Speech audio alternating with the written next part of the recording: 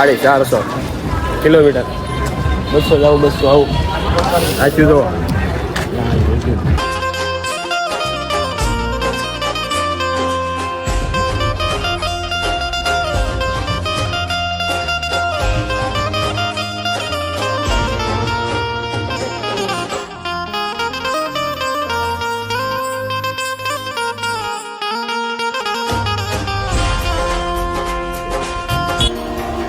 કેમ મો ડાયરો મજામાં રહેશો તો યુટ્યુબના પહેલા જ વ્લોગમાં તમારા બધાનું હાર્દિક સ્વાગત છે. જય માતાજી, જય મા મોગલ. તો મિત્રો તમે મેપમાં જોઈ શકો છો ભાવનગરથી ચોટીલા થાય છે 158 કિલોમીટર, એટલે 3 કલાક ને 33 મિનિટનો રસ્તો બતાવે છે. તો સૌથી પહેલા આપણે દર્શન કરી લઈએ એવી કાળિયાબીડવાળી માં મેલડીના.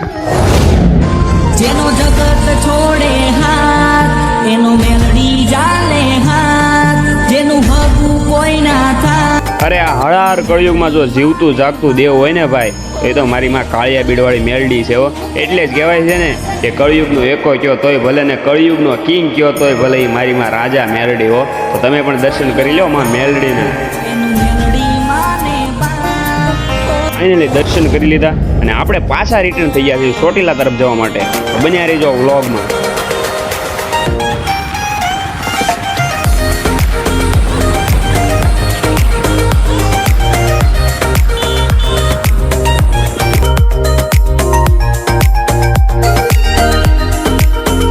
ભાવનગરના લોકોને સૌથી વાલામ વાલું હોય ને તો ભાવનગરી ગાંઠિયા. તો આપણે વલભીપુર ઊભા રહીને મેન બીજુભાઈ વહેલી સવારમાં તમને કહું જો ભાવનગરી ગાંઠિયાની જમાવટ કરી હો. તમને કહું મરચાં ને ગાંઠિયા કે મજા હતી ભાઈ.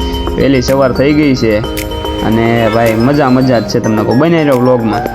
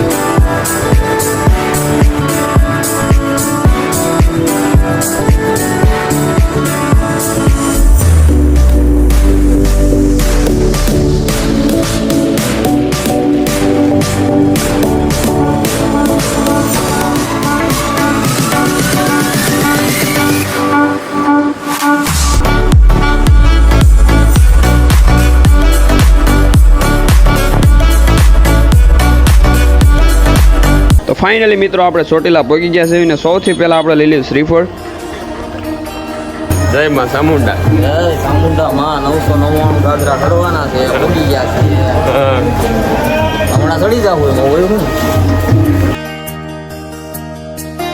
ચામુંડા માતાજીનો ડુંગર હજારો વર્ષ જૂનો હોવાનો ઉલ્લેખ થાનપુરાણ નામના પુસ્તકમાં જોવા મળે છે. દેવી ભાગવત અનુસાર હજારો વર્ષ પહેલા અહીં ચંડ અને મુંડ નામના 2 રાક્ષસોનો બહુ ત્રાસ હતો. ત્યારે ઋષિમુનિઓએ યજ્ઞ કરી આદ્યશક્તિ માની પ્રાર્થના કરી. ત્યારે આદ્યશક્તિ માના હવનકુંડમાંથી તેજ સ્વરૂપે મહાશક્તિ પ્રગટ થયા અને તે જ મહાશક્તિએ ચંડ અને મુંડ નામના 2 રાક્ષસોનો સંહાર કરેલ. ત્યારથી તે જ મહાશક્તિનું નામ ચંડી ચામુંડા તરીકે ઓળખાયેલ અને ચંડી ચામુંડા માતાજીએ અનેક પરસાઓ પૂરેલ છે. એક લોકવાયકા પ્રમાણે ડુંગર પર ભૃગુ ઋષિનો આશ્રમ પણ હતો. શ્રી ચામુંડા માતાજી ગોહિલવાડના ગોહિલ દરબારો, જુનાગઢ તરફના સોલંકી, ડોડિયા, પરમાર વગેરે કુળના રાજપૂતો, ચોટીલા વિસ્તારના ખાચર, ખુમાણ વગેરે કાઠી દરબારો, ભરજિયા સોની, દરજી, પંચાલ, ઉત્તર ગુજરાતના ઠાકોર સમાજ, કચ્છના રબારી સમાજ તથા આહિર સમાજ, દીવ સોમનાથ વેરાવળ તરફના ખારવા સમાજ, મોરબી તરફના સતવારા સમાજ તથા અન્ય ઘણા બધા સમાજના કુળદેવી તરીકે પૂજાય છે. જો માં ચામુંડા તમારી કુળદેવી હોય તો વિડીયો લાઈક કરો અને ચેનલને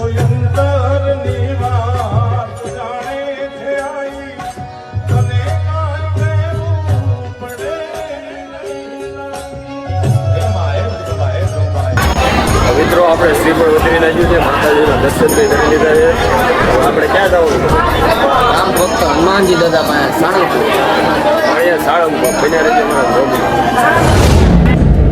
મિત્રો હવે આપણે ચોટીલાથી નીકળી ગયા છે સાળંગપુર જવા. બન્યા રહેજો અમારા બ્લોગમાં. કૃષ્ણબંધન દેવના દર્શન કરીએ.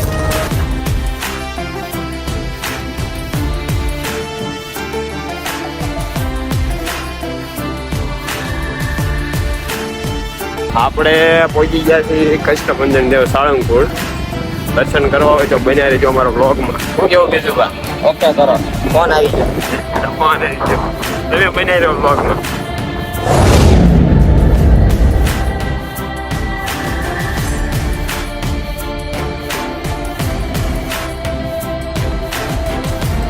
તો ફાઇનલી મિત્રો આપણે પહોંચી ગયા છીએ સાળંગપુર કષ્ટભંજન હનુમાન દાદાના સાનિધ્યમાં. કહેવાય છે ને મિત્રો કે જેનો જગત છોડી દે સાથ એનો મારો હનુમાન દાદા પકડે હાથ. હો ભાઈ, જોઈ લો દાદાની મૂર્તિ કાંઈ ઘટે તો કમેન્ટમાં હનુમાન દાદાનું નામ લખવાનું ભૂલતા નહીં. હો, જય હનુમાન દાદા.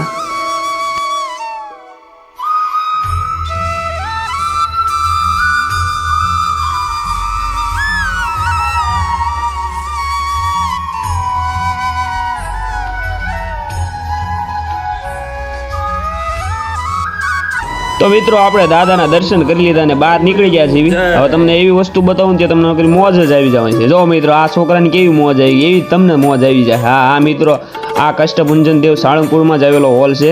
જ્યાં અનેક વેરાયટી એટલે કે દાદાના અનેક કિચન, ટી શર્ટ, ફોટા ફ્રેમ, મૂર્તિ વગેરે તમને મળી રહેવાનું છે. અને જો મિત્રો આ મૂર્તિ જો 17,000 રૂપિયાની છે.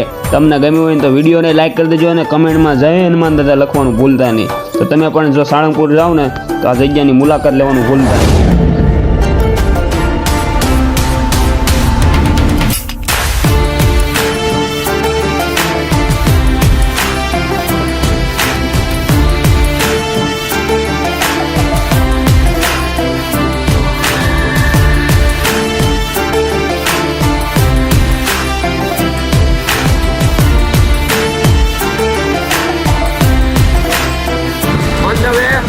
ખોડિયાર મંદિર કેવું છે દીપક? રાજપરા ખોડિયાર બન્યા રહેજો બ્લોગમાં. આવતું તો ખોડિયાર મંદિર બતાવી દઉં. બોલો જય ખોડિયાર મંદિર.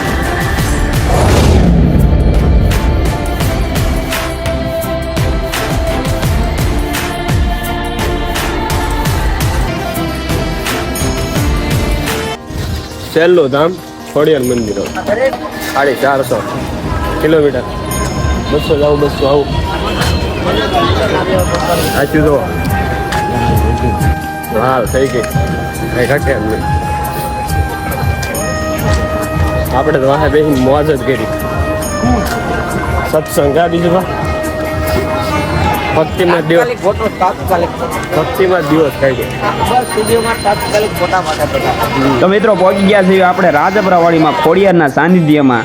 અને અમારા માટે નસીબની વાત કે ખુશીની વાત કહું ને ભાઈ, તો સંધ્યા તાણાની જે આરતી બને ને એ બનાવવા માટે મને ને બિજરાજસિંહને ત્યાંના પૂંજારી અમને મોકો આપ્યો. તે અમારા માટે ખૂબ જ ખુશીની વાત હતી. પછી તો ભાઈ અમે પણ આરતીમાં બેસી ગયા. તો તમે પણ આરતીના દર્શન કરી લો.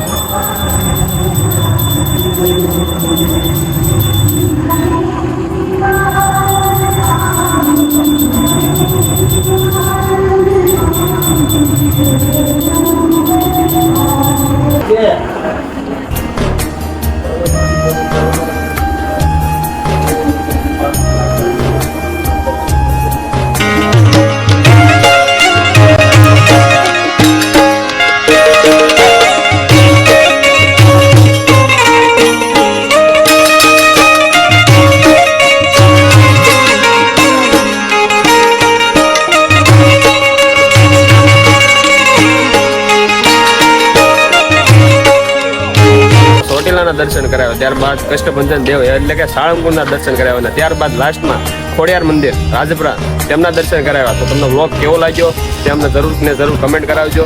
અને નવો વ્લોગ તમારે કયા ધામનો જોવો છે તે કમેન્ટ કરવાનું ભૂલતા નહીં. મારી મેલડીમાંના દર્શન. હા, જય માં મેલડી.